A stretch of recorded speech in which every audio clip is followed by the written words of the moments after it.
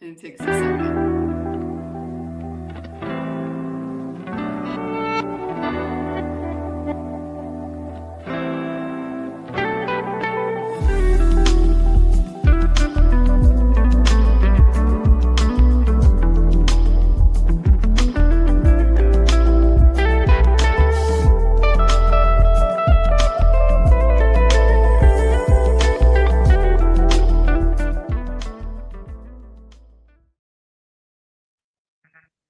Good morning. Yay. Good morning, everyone.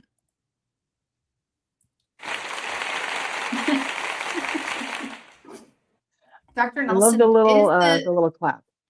Oh yeah, it's fun. Now that I learned that we have some sounds in the background. Dr. Nelson, by any chance, is the giveaway working for you? It has not been working for me. Let me check. If not, you can still do hashtag KMT and comment in the chat. Yeah, just go ahead and do it, and we'll catch it. Let me check if it's working. In the meantime, this Wednesday, the cholesterol coach showing in Orlando. You can find the link in a couple of places, including KiltzMeetup.com. May 6th, 7 o'clock in Altamont Springs, which is the greater Orlando area. Yeah, the giveaway is working, the link. Oh, okay, good. Perfect. So you'll just do it on your end. It hasn't been working for me. All right, cool. And we've got lovely Desserae here this morning, and we have a little video for her introduction before we start. Let's see here. Give me 1 second. Explainer. Let's track one woman's wild, multi-decade journey from severe burnout to profound healing. Her breaking point finally hit with one really heavy question. How did you lose your way? Looking chronologically, her story actually starts on a farm, building from childhood anxiety to severe depression by 2002. Then, chronic fatigue and severe burnout piled on. By 2020, she was heavily relying on medications. Fast forward to 2025, her body was literally overwhelmed by peaking weight, high cortisol, ADHD, and insomnia.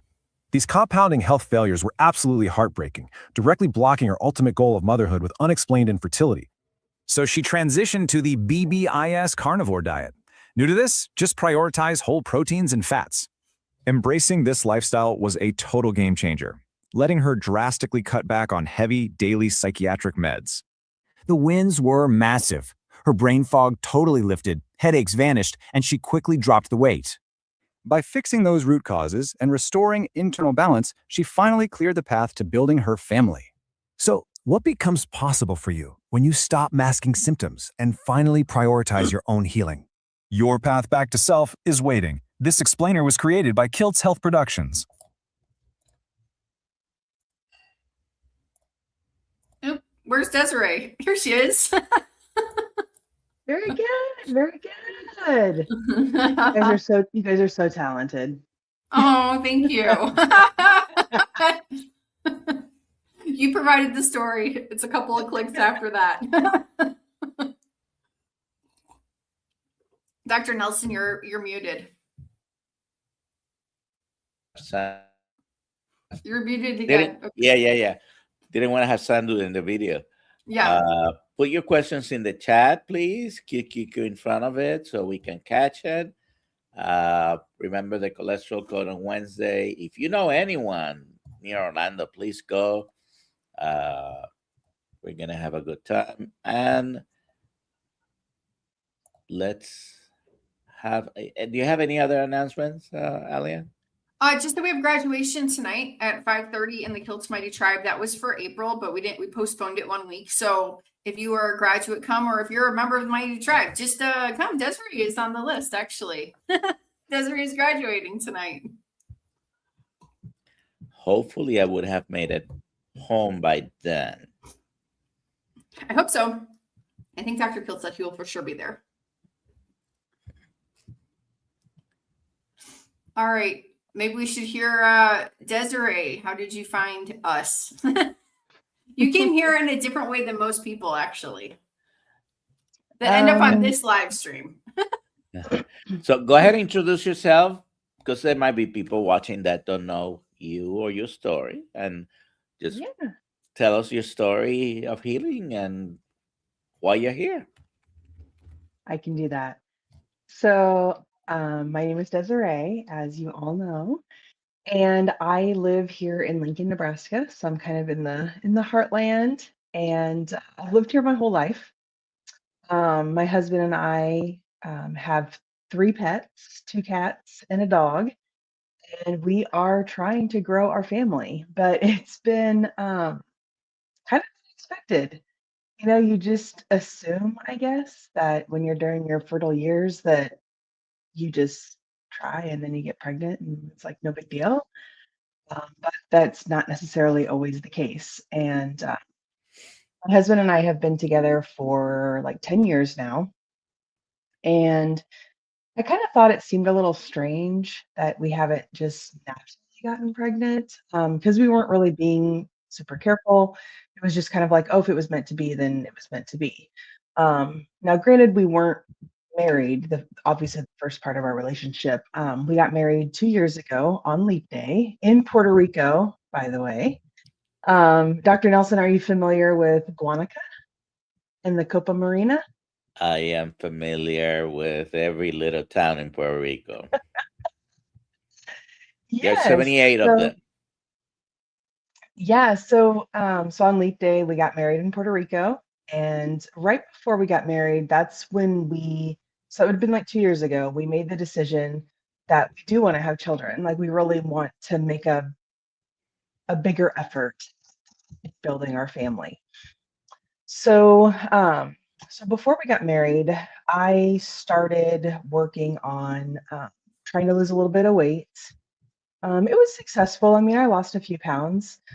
Just tried to focus on more walking and not really so much my eating in the way that I have been with carnivore. We tried to do a little bit of keto stuff, and that did work. That yielded some results, losing some weight, feeling a little bit better. But the food noise was always there. Like I've never been one to want to give up food. I've always been a foodie like my entire life. Even as a kid, I eat food for comfort. So if I'm uncomfortable or going through a stressful situation, I'm going to eat food. Obviously, coming from a farming background on a dairy farm, having a large meal is just a big part of your life. You know, you always have to have breakfast so that you're good and ready to go for the day. Then you have your dinner, and then there's like a large supper. And so it's just, it's just food has just always been a huge part of my life. So I've never wanted to like give up um, getting rid of any type of food. I just always thought if I could just limit it, then that would be better. I don't ever want to fully give it up. And so keeping that in mind, I just never really made good changes like maybe I should have. So during that time that we were actively like trying to have children and it just wasn't happening, I wasn't quite understanding what was going on. And we saw we went to an OBGYN who met with us, and she kind of looked at us and was like, well, looking at your age and you have diminished ovarian reserve, you also have really high AMH, which means that your ovaries are having to work really, really hard to do what they need to do. She's like, I don't think it's going to happen for you guys, but I mean, if you wanna stay here, I mean, I guess I can sort of like entertain what you want. I was very confused. I'm just like, wait, so you basically just told me that it's never going to happen for me, but if I'm going to be persistent about wanting to get pregnant and using my own eggs, that you'll still go ahead and just take my. It was a weird thing. So I left that appointment thinking, I don't know if this is the doctor for me. And so we switched to a different OBGYN. I did some interviews with a couple different OBGYNs because I wanted someone who was actually going to like work with me to yield positive results, not just take my money and, I don't know, just let the chips lay where they may, I guess. So I did end up finding another OBGYN. She was a lot more receptive to what I wanted to do. Basically told me that it's not impossible, but I do need to really think about getting assistance with fertility. So here in Nebraska, there's a local clinic that's very popular, and they seem to be very successful. I mean, if you look at their reviews and you read some of their stories, they yield great results. But what people don't know is when you're my age, and this would have been January of, this would have been January of last year. We ran a bunch of tests because when you go through fertility, there are a lot of tests that you have to run, like just lots and lots of blood work, any type of diseases, like STDs, like all that stuff. Even my husband's sperm had to be looked at as well. So there's a lot of different things that you have to do. And I had a lot of like physical exams that I needed to go through just to make sure that my tubes weren't blocked and my uterus was the right shape and all these things. So in January, we had this follow-up with her after taking all of these tests. And she says, okay, so here's the deal. You've got 3 options. Option 1, we can move forward with trying to use your own eggs, but the percent is not very good. It's not likely that things are going to work out for you because of your diminished ovarian reserve. And also, I have a very large fibroid. It's called a, I'm not sure on the terms, but like a fundal or fondle. I don't know how to pronounce it correctly. Fibroid. So it sits on the top of my uterus. And I'm not entirely sure if it's like attached to the muscle or if there's just like a It's little within the muscle, and cord. the fundus is the Oof. the fundus is the roundish part of the top of the uterus. Okay. So it is attached to the muscle. This is good to know. I don't think anybody wanted to really tell me that. So, so it's pretty big. It is 10.7 centimeters. Okay. So this is not something that they can just try to, I don't know, maybe like laser it, just kind of hope it kind of goes away. They're going to actually have to take it out. So I consider that I'm going to have to give birth to this thing. That's how I feel like this is going to go. But she says we don't have time for that. Normally, she would recommend that they take it out because it is very large. But because of my age, I was 44 at the time. Well, no, I was 43 at the time. I was going to be 44 that August. She said, but because of your age, we don't have time. So we need to hurry. We need to get moving very quickly with you. We're probably going to put you on a high dose of medication because we want to do what's called a duostem. I think I'm giving the right term, where they're going to stimulate my ovaries like twice in one cycle. Does that sound right, Dr. Nelson? Duostem? Go ahead. Go ahead. Yeah, it sounds good. That sounds good. She's saying all these things that they're going to have to do to really move the process along because they needed 20 eggs just to do one IVF cycle. I don't have a lot of eggs, so it's a little scary to think, oh my gosh, 20, like how long is this going to take? And of course, she's thinking, well, we don't really have time because as soon as you turn 44, we can no longer have you as a patient. So I have like 8 months to spit out these 20 eggs. And in the meantime, I'm working a fairly demanding job. There's just a lot of mental heaviness that goes with it. Studying materials, preparing for trainings, and all of this stuff. So, and I had live trainings that were going on with a couple different clients. So I'm just like, oh my gosh, there is no way I'm going to be able to take time off work to do this. And I had been warned by friends who have gone through this IVF process that the meds make you very, very tired. Some of them can make you irritated or irritable, you know, because your hormones are just kind of going all over the place. And so I'm hearing all of these horror stories and I'm just thinking, oh my gosh, I don't know how this is going to work for us. I really don't know how this is going to work for us. And I looked at my husband and I was like, look, this is way too much stress. Everybody keeps telling me that you just need to relax. Don't be stressed. Like stress is like the worst thing you can do for your body. And I don't know how to really avoid that. I really don't. So once again, we had to put things on hold. I'm just like, okay, I can't do this right now. So from January until June, I just completely focused on my job. I focused on my clients, getting that all up and going. And in June, I had my very first consultation with CNY Fertility Clinic, who happens to be owned by Dr. Kiltz. Before that, I had heard about this clinic. I learned about them through a couple different sources. One of them was a really good friend of mine who had gone there, and she wasn't successful. It doesn't work out for everybody. Everybody has different situations.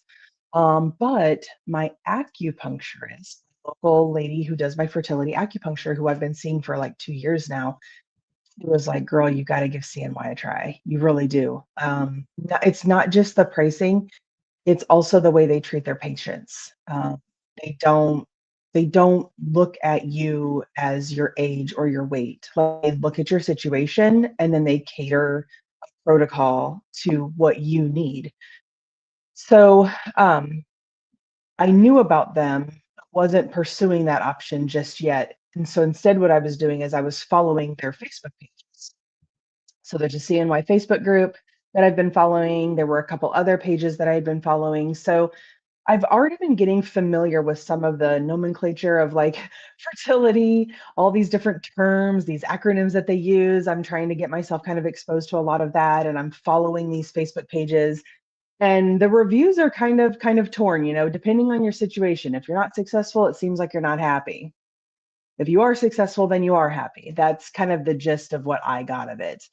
And I've always kind of felt that your mind really controls your outcome. If you believe that you can do it, then you can do it. If you are going to be frustrated, then I'm not quite sure what positive outcomes are going to come. So we had our first consultation.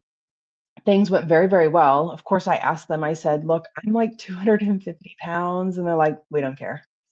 And I thought, what? Wait a second, because the last doctor said I needed to lose at least 20 pounds, if not more. And I said, well, I have diminished ovarian reserve. Like, how's this going to work? And they're like, well, do you want to use your own eggs? And I said, well, yeah, because the whole goal is I want to look at this little baby and see myself. It's kind of what I'm hoping for. And they're like, okay, then we'll use your own eggs. And I'm thinking, are there some in there? Other clinic just made it kind of seem like it could be a real challenge. But CNY, they didn't, they took it into consideration. They listened to my story. They listened to my situation. And they said, well, we're going to start you on this protocol. And let's go. Let's see what happens. So obviously very nervous about it and wanting to prepare myself. I'm trying to do all of these things and I'm delaying and delaying and delaying and delaying because this wasn't right and then that wasn't right. And lo and behold, from June until December, my cycle just goes completely wonky. I go from having a semi-normal cycle for a 44-year-old. My cycle averages about like 21 days, more so than the 28. Even with fertility acupuncture, we were able to get it up to more like 24 or 25 days, maybe even 26, but never really got it to 28. So, which is okay. But I would have these cycles that would last 56 days. Wow. And now I'm thinking, oh my gosh, am I going through menopause?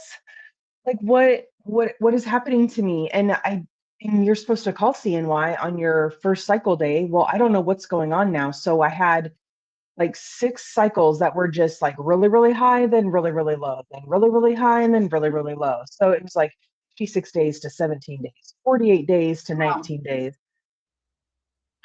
I was so stressed. I'm just like, I don't know what to do. So I want to say it was maybe like November-ish. I called CNY and I said, look, guys, I don't know what to do. I don't know how to time my cycle. I don't know when it's going to come again. I'm so frustrated. I said, I'm over 28 days again. And they said, don't worry. Hmm. We can do a no cycle. And I'm not good with the terms, but like a no, we can do a no menses cycle. That's what they told me. And I'm thinking, oh, what? Like no period cycle. Right. Which I know now. So I'm like, okay. So that's what they said. And sure enough, then my period came, I think it was on like day 44. And I called them, and to my surprise, this happens on like a Friday. Probably you're thinking the worst timing ever, because if cycle day 1 is on a Friday, then everybody's got to like scramble to get all these things done, right? So I called them, and they're like, okay, do you have all your meds? Are you ready to go? And I was like, what meds? And they're like, yeah, you gotta have your sick meds. Have you been doing your ovarian stimulation? And I'm thinking, no, was I supposed to?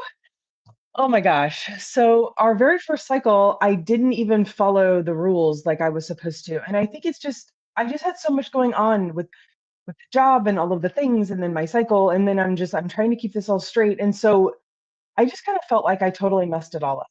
And they're like, don't worry about it. Don't worry about it. We're not going to do the ovarian stimulation piece, which is what you're supposed to do before your cycle starts. We're just going to jump right into the stims.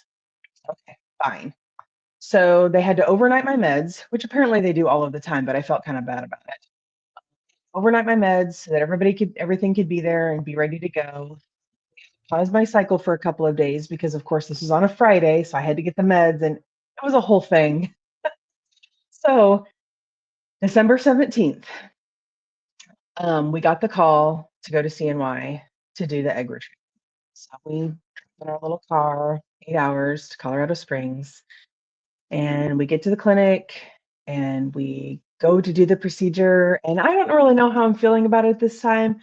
I'm trying to tell myself it's going to be fine. It's going to be fine. Like, yeah, you messed it all up, but hey, who cares? Like, it's going to be fine. It's going to be fine. And I'm trying to be calm. So we do the procedure. I wake up from the procedure, and this nurse, she's so sweet. She's kind of rubbing my leg, and she's like, "How are you feeling?" And I'm like, "Good." I mean, you don't really know what happened. You just kind of wake up, and she's like, "I'm so sorry."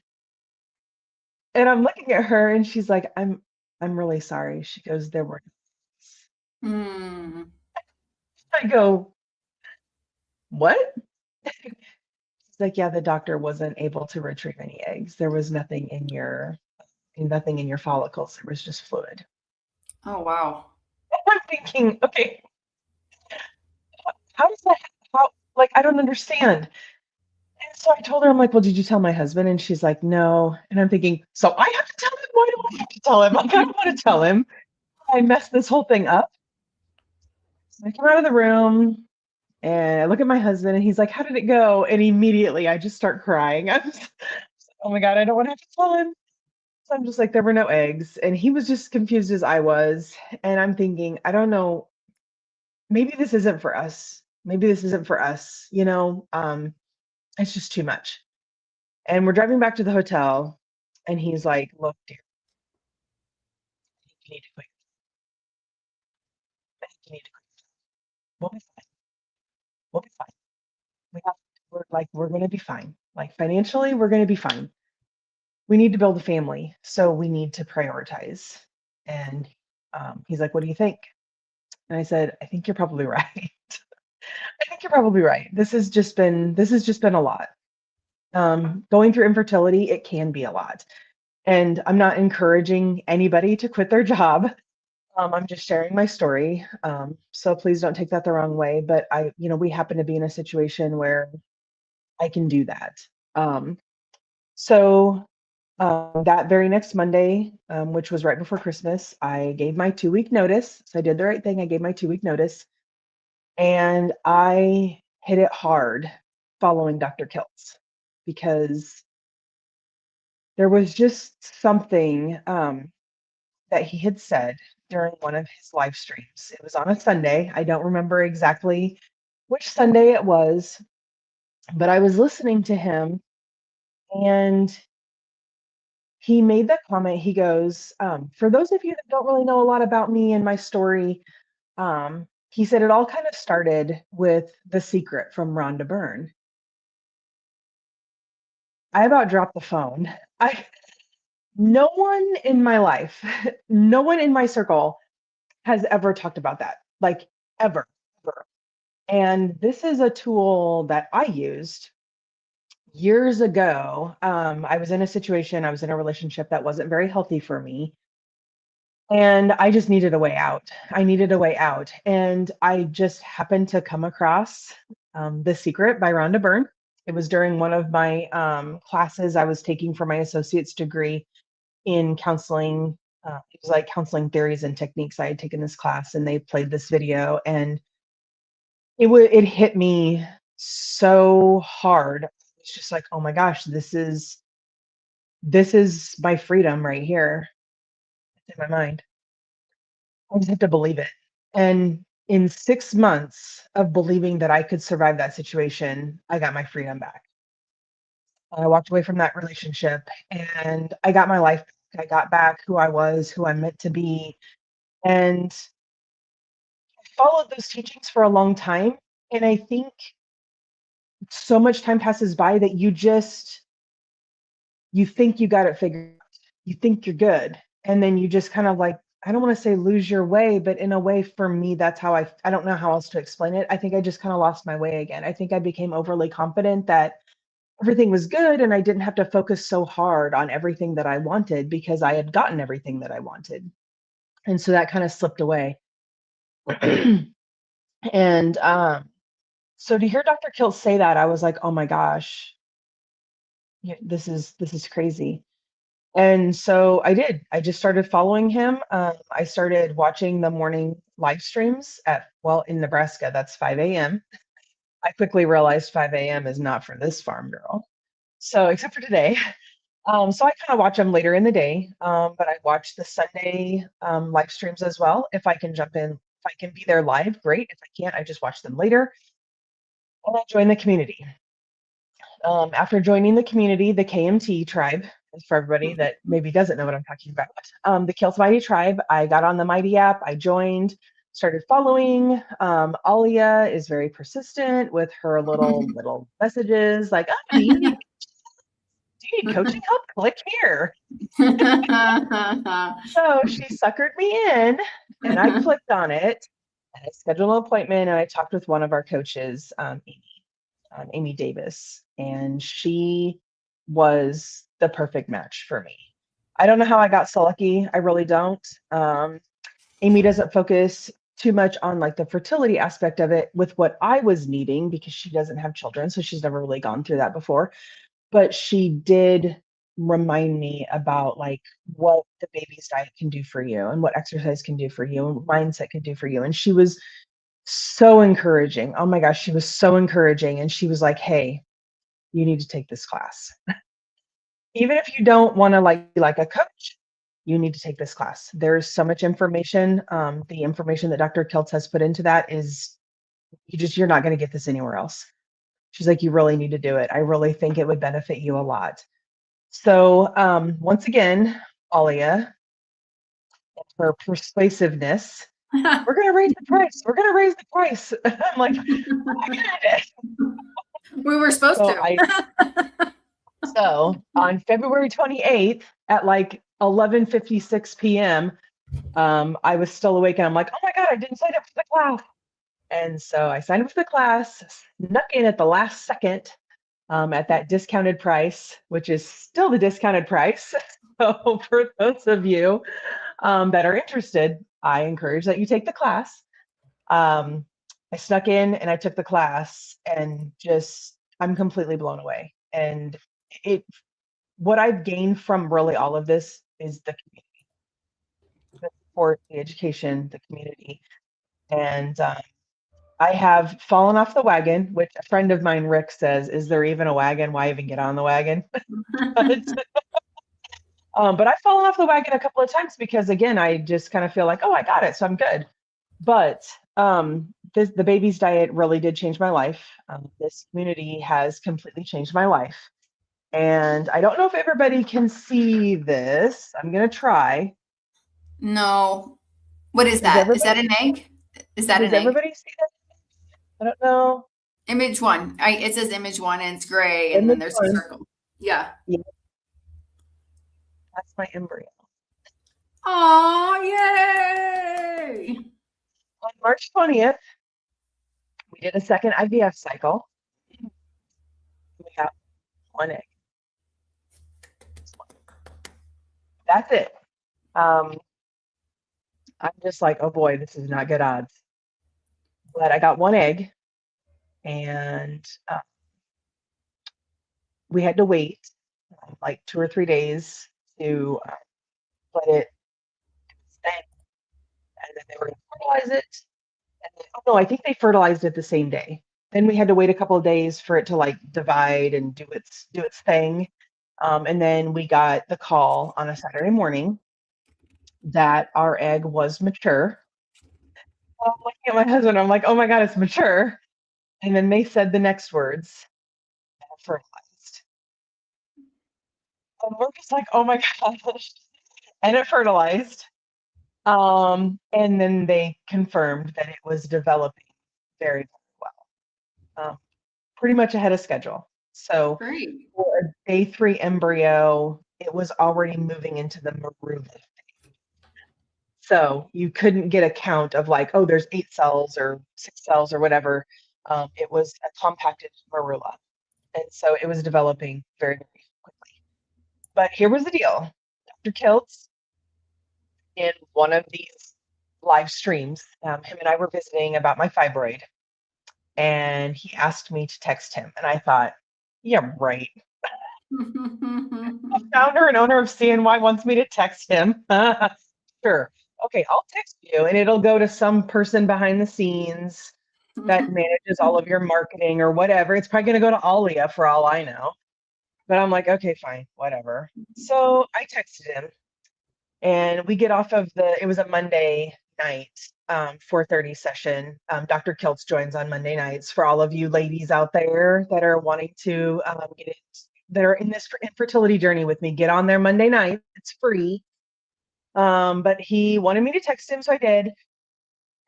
And we hang up from the live stream, and I'm headed to the restroom because normally, it's like I gotta go to the bathroom now, and my cell phone rings. So I'm like, what? So I come back into the kitchen. It's Dr. Kiltz. I'm just like, oh my God, this guy is calling me. And he's on the phone. I was just like, what is happening in my world right now? And so he had told me, this was before I went to get my egg. Well, he told me, he said, I want you to call me up. And so we had talked that Monday. So then after the egg retrieval, I told the nurse on the phone, I said, okay, so I said, I have a transfer scheduled for Monday morning, the 23rd, to get the embryo put back into me. And then 2 weeks later, we'll find out if I'm pregnant. But I said, I have to talk to Dr. Kiltz. He's like, okay. Hang up the phone. I called Dr. Kiltz. About an hour later, he calls me. So I put him on speaker. My husband and I visited with him. This man, I can't even put into words the energy, the excitement, the unwavering support, and the dedication that was said to it, like just through his words, was so impactful. He was like, look, you have a beautiful embryo, a very healthy embryo. Get that fibroid out. Don't risk it. Don't risk it. Get it out. And I'm like, Dr. Kiltz, you're the first doctor, because I've probably talked to 4 different doctors that has supported getting that fibroid taken out. He's like, why would you leave it there? I said, because I'm old. And he's like, no, you're young. You're not old. You're young. You're beautiful. You're young. And I said, well, but I'm overweight. He's like, no, you're not overweight. You're exactly who you're supposed to be. You're exactly where you're supposed to be in your life. He goes, you need that weight for pregnancy. Women are supposed to gain weight. Like that's what they're supposed to do. I've never seen anybody talk to me like that before. And he pretty much made the decision for us. We're getting this fibroid taken out. So our little embryo, who's 3 days old, is now frozen with CNY. And my surgery, it's called an abdominal myomectomy.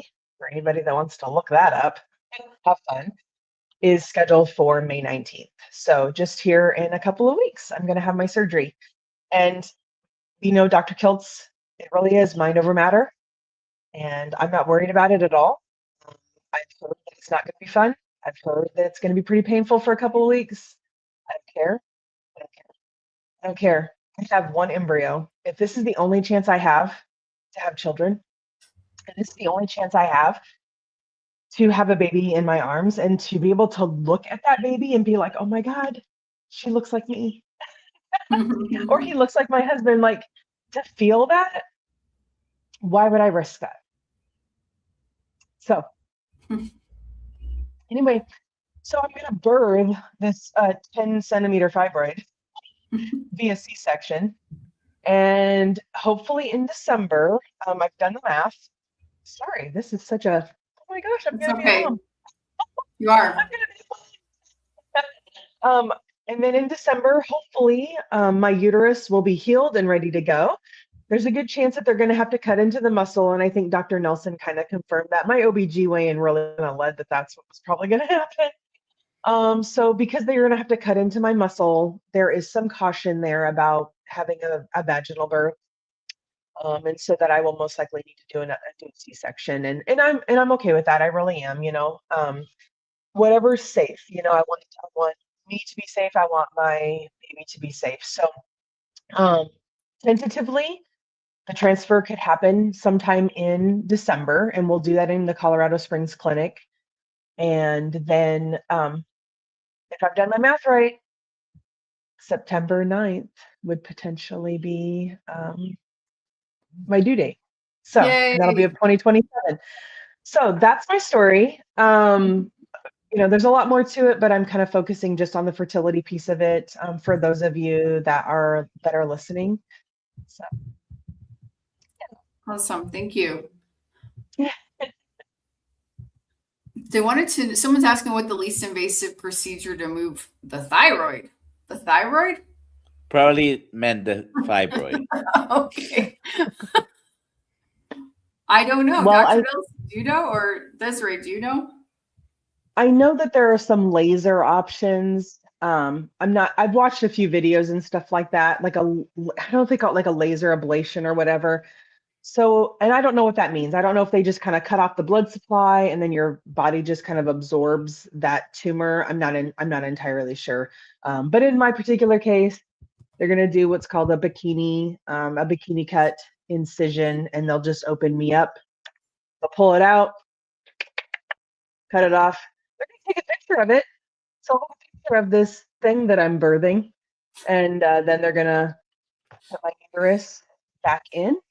And then we're going to wait the 4 to 6 months that it takes for my uterus to completely heal. That muscle has to be very healthy and in very good shape to support pregnancy, because we would not want some type of uterine where I can't think what the term is, where it kind of rupture. Right. Where it ruptures. We obviously don't want that to happen. So, but I'm not worried. I'm not worried. Scared at all. Not with Dr. Kiltz behind me. I'm not scared. I would say make sure you drink lots of collagen, like lots of gelatin that you can make at home, and email me and I can give you a recipe. I had a C-section that didn't heal until carnivore, and a lot of skin issues cleared up after I had started drinking bone broth collagen. So just FYI, but I know carnivore is going to help you heal faster. For sure. I have some grass-fed collagen. It's a powder that I sprinkle in my eggs. I'll give you the recipe. Make it at home. It'll work a lot better. Okay. Yeah. Love this. Love this. Yeah. Oh, this baby's coming. All right. Let's put some questions in there for Desserae. Let's see. We're all rooting for you. Some questions. Well, people are putting some questions in there. I'll just kind of throw some other things out there. So since January 2nd was the last day that I worked my job. Obviously that kind of took away that stress, and the stress of not having money I put that all on my husband. I'm like, okay, you're in charge of the finances. I'm not going to worry about it. I'm not going to ask questions. I'm just going to ignore it because I need to not worry about that right now. And I used to struggle with my itchy scalp, and I would have like dandruff and stuff.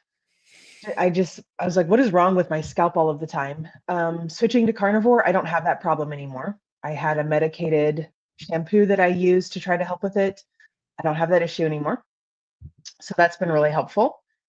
I used to have a lot of like just pimples, acne kind of all over my face, all over my back, all over my arms, everywhere. And I just figured it's sweat or from my clothes rubbing, things like that.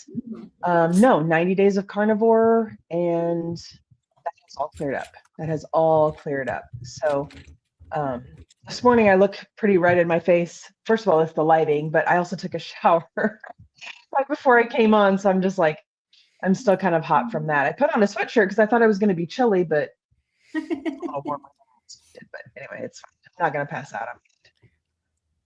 So those are some things that I also noticed. I also struggle with really bad halitosis, which is embarrassing, especially if you're a trainer like I was and you're talking to people. You want to make sure that you're always chewing gum, but then you don't want to be chewing gum as you're trying to talk. So trying to manage that is a struggle. But being on carnivore, that seems to go away. And my husband and I figured out the pattern that it's when I'm hungry. When I'm hungry, I have really bad breath. So I always have to eat something. So again, once again, I'm dependent on food. But switching over to carnivore, eating like just meat at night was the kind of how I started it. Just eating steak at night. I just ate meat at night. And then in the mornings I would wake up and I'm like, oh my gosh, I'm like not as hungry as I and I could last until 11 o'clock and then I'd have to eat something. Then before I knew it, it was 12, 1, 2. My husband comes home around 3:34. Now, sometimes I don't eat until he comes home at 3:30 or 4. So my eating window, I'm not totally OMAD, one meal a day, but my eating window can range between like, let's say 4 and like 8. And sometimes that window is even shorter.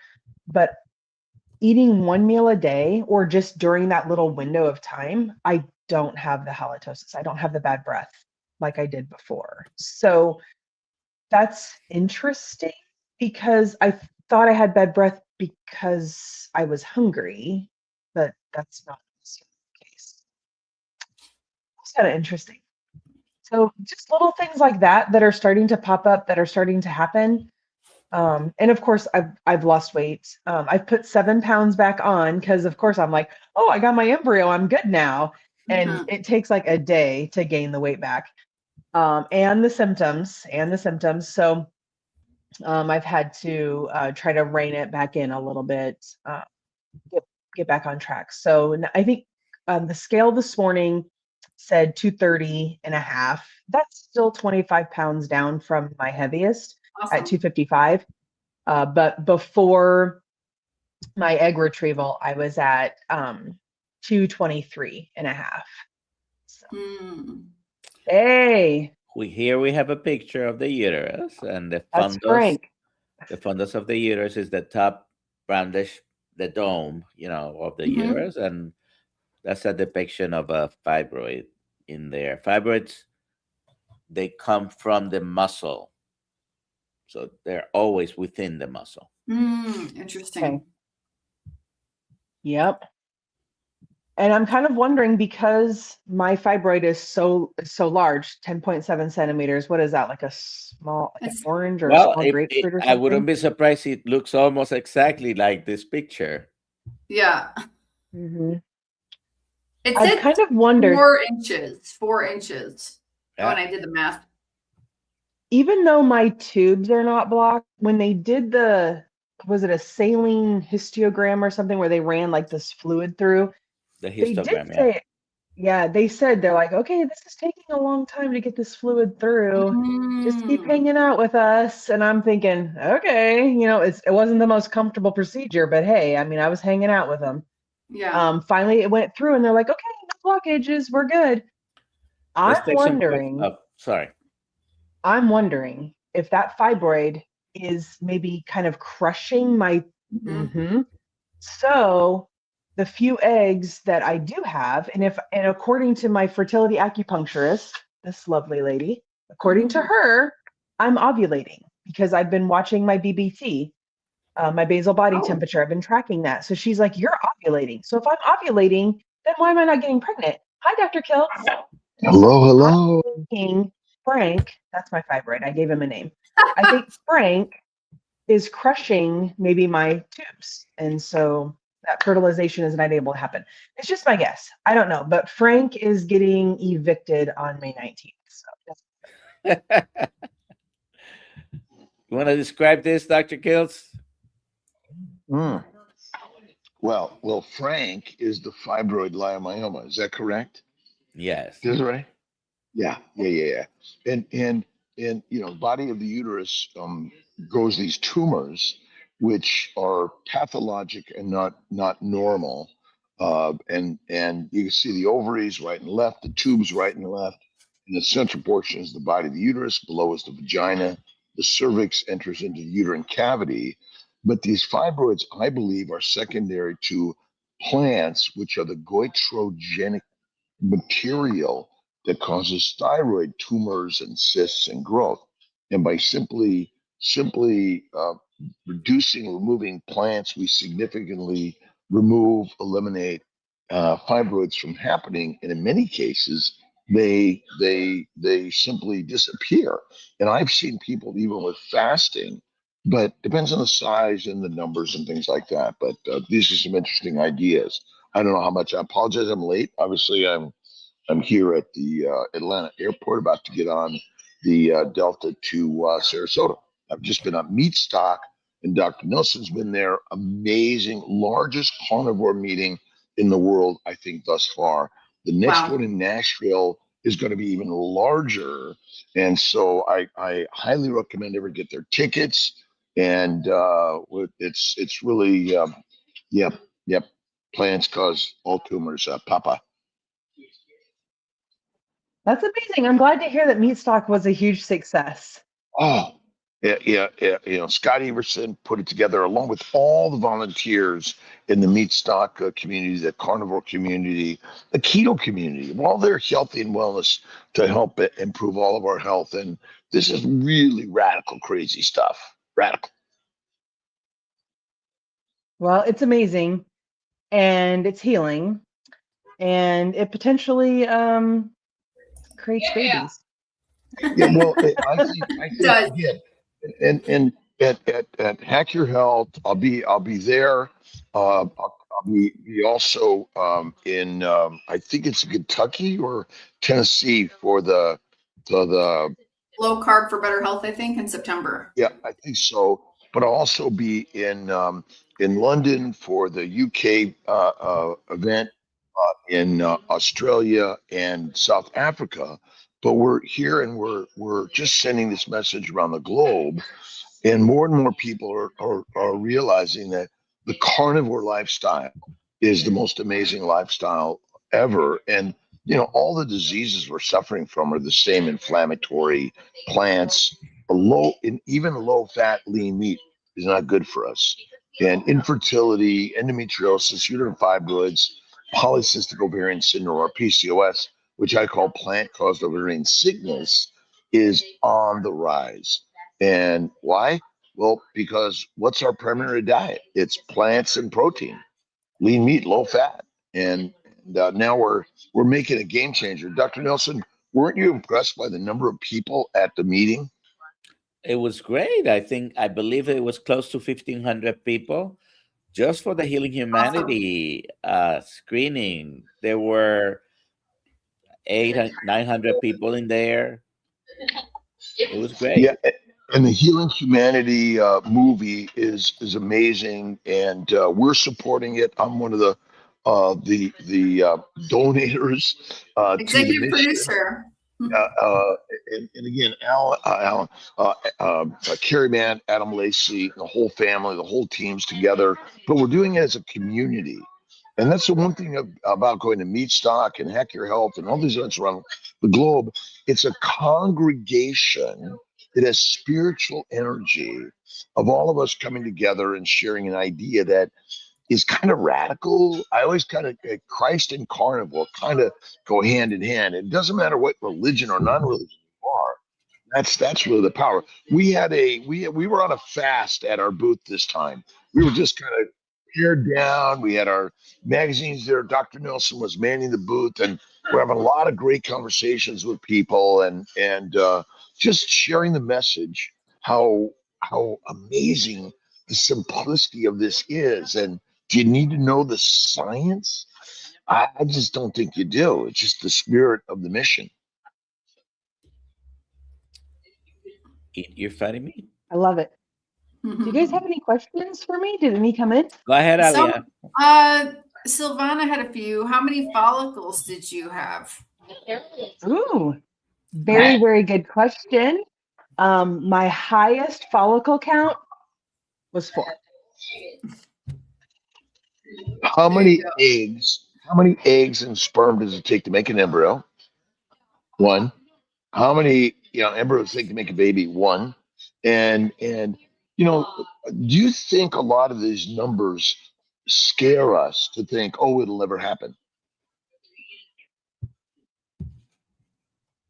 Yep. I read a lot of stories. I had 23 follicles. We got 19 eggs, none of them fertilized. And this is where I think we have to realize these numbers scare us. I mean, even my CAC score scared me, and the CT angiogram, our cholesterol. And what we're really all working to do is visualize what we want, kind of push away all these numbers, and push through the yickety yak of modern scientific methods and petri dish scientism, in my opinion. And this is where faith first, mindset is to visualize what you want as if it is, and then understand that fatty meat and fasting are really powerful to reduce gut inflammation, which ultimately leads to localized pelvic inflammation and systemic inflammation that's killing us. Mm-hmm. And infertility is on the rise, male and female.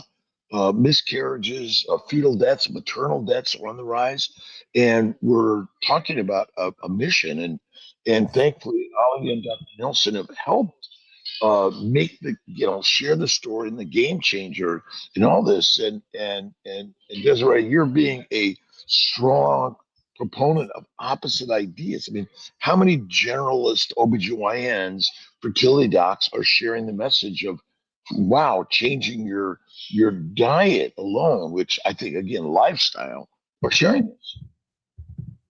I mean, they'll say you should lose weight. They don't tell you how. They tell you to lose weight. And if you go to an OBGYN, in my case, they were like, girl, you got to go to IVF. And then you go to IVF and you either get a clinic that's really all about their statistics, or you get a clinic like CNY Fertility who looks at the statistics, they look at your situation, and they say, what is it that you want and how can we help you get there? And they change their protocols and they work with you. They don't shame you. And the shaming is the worst part because you're already stressed. I don't need that, and you don't get that from CNY Fertility at all. Go ahead. Oh, I was just going to say, are there other questions, or what else did you have? There were a few more questions about Frank. Oh, wait. What was the size of your egg at retrieval? Follicle. Oh, my gosh. I don't remember. The follicle sizes, I don't remember. I want to say in the 20s, but I think that was millimeters maybe. I don't remember for sure. And then the last question was, how long has the fibroid been there? So that's another excellent question, which we're trying to figure out as well. We did not discover it until January of, it would have been January of last year is when we discovered that it was there.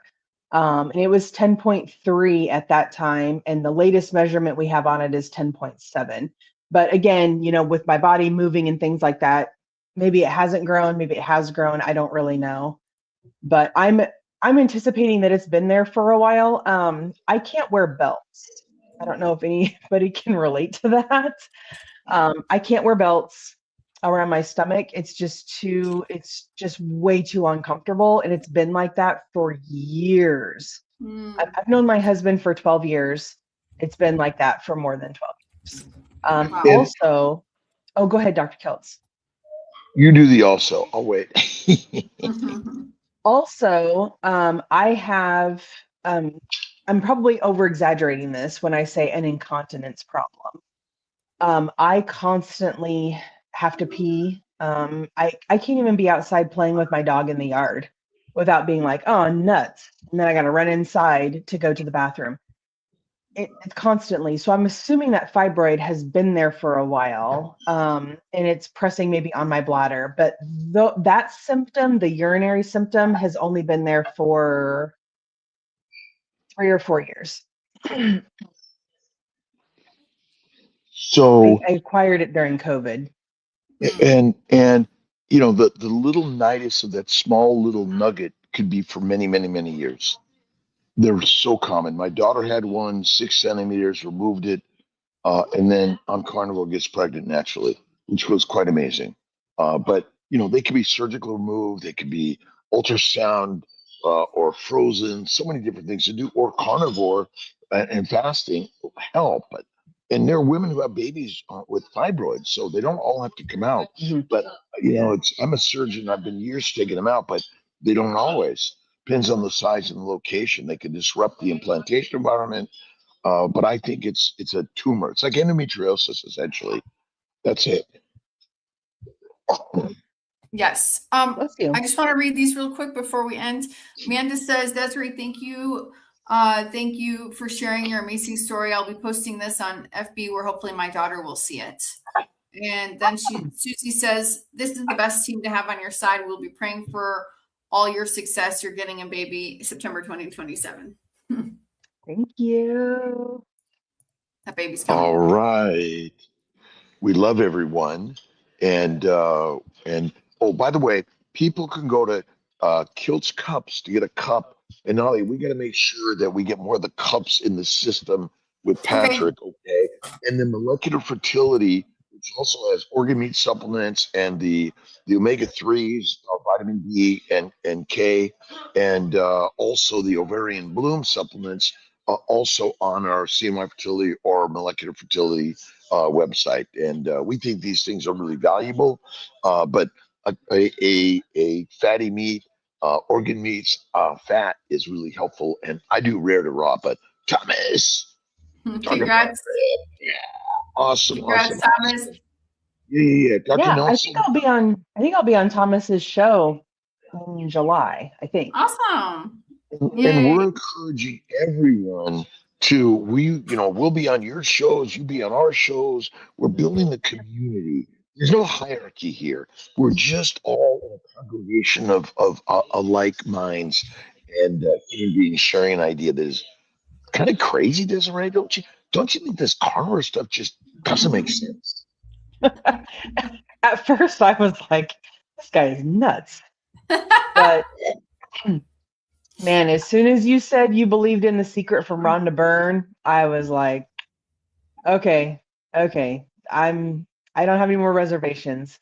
There's something special about this guy and what he does, and I want to be a part of it. And hey, in 90 days, I got an egg. And it was mature and it fertilized. And so I'm just grateful for that. And I'm grateful that carnivore will probably help me through my healing after this abdominal myomectomy. So. It will. All right. Talk to everyone later. See you on the Mitch Bye. show. I love you guys.